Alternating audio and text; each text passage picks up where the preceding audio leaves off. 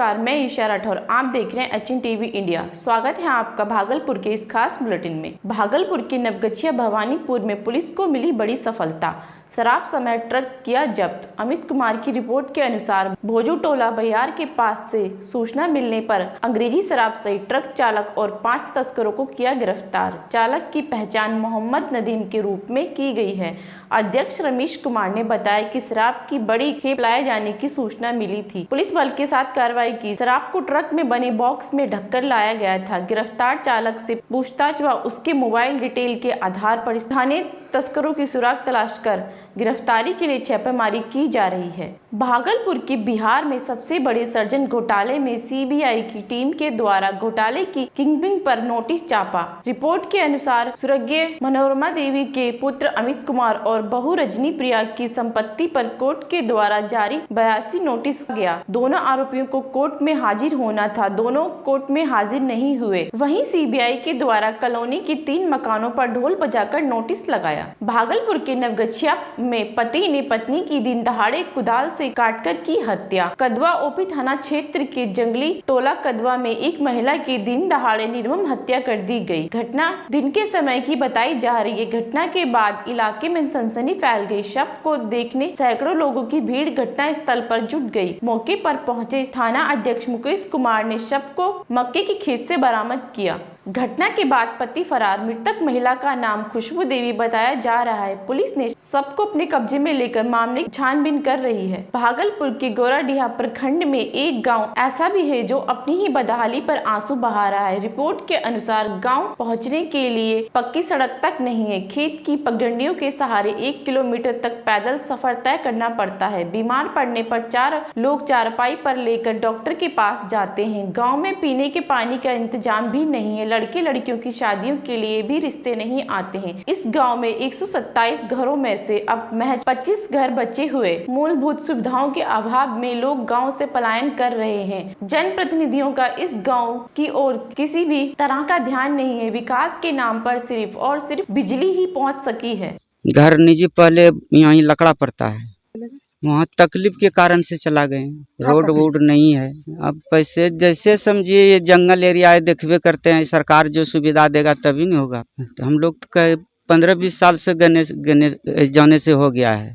शुरू से ऐसे ही स्थिति है। रोड का कोई यहाँ सुविधा नहीं है। पहले तो और दिक्कत होता था, जितना बाढ़ फिर इतनी सुखाड़ हो गया तो थोड़ा सा परेशान। आप ये चलाए, नहीं तो आने का कोई रास्ता नहीं, यहाँ नहीं था। भारत में कोरोना फिर से हो सकता है। JLNMCH में हुई कोरोना वायरस से लड़ने की तैयारी। चीन में कोरोना वायरस का प्रकोप बढ़ता जा रहा है, जिसके चलते प्रधानमंत्री नरेंद्र मोदी ने इस पर अभी से ध्यान देने की बात कही। वहीं भागलपुर में कोरोना वायरस से लड़ने के लिए MCH कोरोना वायरस 30 बार तैयार करके रख लिए गए हैं। सभी वार्डों में ऑक्सीजन की व्यवस्था कर ली। मायागंज अस्पताल के सभी कोरोना वायरस स्टाफ ने कोरोना वायरस के इस नए वेरिएंट BF7 से लड़ने के लिए कमर कस ली है। अस्पताल अधीक्षक असीम कुमार दास ने बताया कि इस कोरोना वायरस से ज्यादा घबराने की जरूरत नहीं है। भागलपुर में कड़ी सुरक्षा के बीच आयोजित हुई बिहार SSC की परीक्षा। रिपोर्ट के अनुसार कड़ी सुरक्षा व्यवस्था के बीच पूरे प्रदेश के साथ साथ भागलपुर में SSC की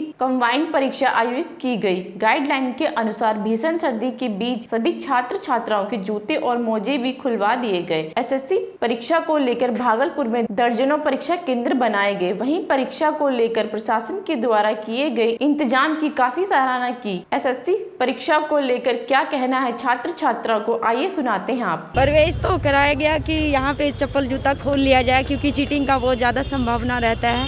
इसी वजह से हम लोग का एग्ज़ाम क्वेश्चन तो अच्छा ही था, बट टाइम कम रहने की वजह से जो है ज़्यादा कर नहीं पाए। बाकी तो रिजल्ट आने के बाद ही पता चलेगा कैसा आएगा। बहुत अच्छा लगा। क्या अब क्या कीजिएगा, सिस्टम के साथ चलना पड़ेगा। पारदर्शिता के लिए अच्छा है ना, जो नियम बनाई है आयोग वो तो अच्छा है। और ये हम लोग के लिए फ़ायदा है। एग्ज़ाम बहुत बढ़िया से हो रही है और सब पेपर का लेवल भी मॉडरेट ही था। क्या बोलते? एग्ज़ाम सर बहुत अच्छा लिया गया है, पूरा कड़ाई से भी लिया गया है, सारा नियम अनुशासन के साथ लिया गया। और हम लोग को सर बेल्ट वगैरह जूता वगैरह कोई चीज़ नहीं, खाली पाँव हम लोग बैठ के ठंडे में दिए हैं exam. And question paper sir moderate था, एवरेज टू हाई। ऐसा नहीं कि बहुत नॉर्मल भी था, बहुत हाई भी था। हम लोग जिस तरह का सेट बनाए थे वैसा क्वेश्चन नहीं था सर। बेसिक रीजनिंग का लेवल ठीक था और मैथ भी तो अच्छा था सर। जीके जी ये सब नॉर्मल पूछ रहा था सर और बहुत ही अच्छे से सर लिया गया। क्या लग रहा है? भागलपुर के नाथनगर में एसटीएफ को मिली बड़ी सफलता। मिनी गैंग गन फैक्ट्री में मारा छापा। अमित कुमार की रिपोर्ट के अनुसार चंपानगर में बिजी मकान में अवैध मिनी गन फैक्ट्री लंबे समय से हथियार बनाने का काम कर रही थी। छापेमारी में हथियार बनाने के कई बड़े बड़े मशीन और अर्धनिर्मित हथियार बरामद किए गए। एसटीएफ की टीम ने मकान मालिक मोहम्मद मिकाइल अंसारी को अपने कब्जे में लेकर पूछताछ कर रही है। पूछताछ पर बताया कि हथियार बनाने के लिए 50,000 रुपए दिए गए थे और यह सारा हथियार मुंगेर जाना था। फिलहाल पुलिस सभी बिंदुओं पर पड़ताल कर रही है। हथियारों के साथ 2 तस्करों को किया गिरफ्तार। संभावित कोरोना को लेकर पूरी तैयारी है। 30 बेड आरक्षित कर दिए गए हैं कोरोना के लिए। एमसीएच भवन में सारी दवाइयाँ और जो कंज्यूमेबल आइटम्स है वो मौजूद हैं और ऑक्सीजन की कोई कमी नहीं है, सब ऑक्सीजन बेड्स हैं। और जो स्टाफ हैं, डॉक्टर्स हैं, उन लोगों की आवश्यकता अनुसार अब ड्यूटी लगी हुई है। और इस प्रकार जो है तो अब ये है कि अभी जो वेरिएंट सामने में आया है VF7 वेरिएंट है। अब हमारे यहाँ हम लोग अभी भी 800-900 के लगभग RT-PCR टेस्ट कर रहे हैं। अब जहाँ भी शक वाला होगा उसमें हम लोग टेस्टिंग को बढ़ाएंगे और प्लस उसके जीनोम सीक्वेंसिंग के लिए हम लोग सैंपल भेजेंगे ताकि ये पता चले कि क्या वही सीरियस वेरिएंट है या फिर मामूली वेरिएंट है, जैसा कि तीसरे और चौथे वेब में जो आया और चला गया पता भी नहीं चला। तो इसलिए बहुत घबराने की बात नहीं है, हम लोग पूरी तरह से चौकस हैं।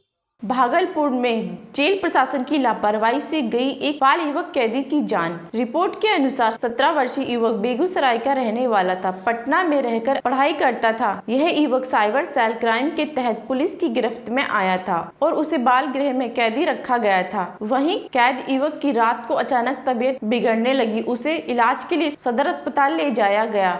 वहीं इलाज के दौरान उसकी मृत्यु हो गई। परिजनों का कहना है कि पुलिस की मिलीभगत से गई युवक की जान। खबरों में अभी के लिए इतना ही। देखते रहे HN TV इंडिया।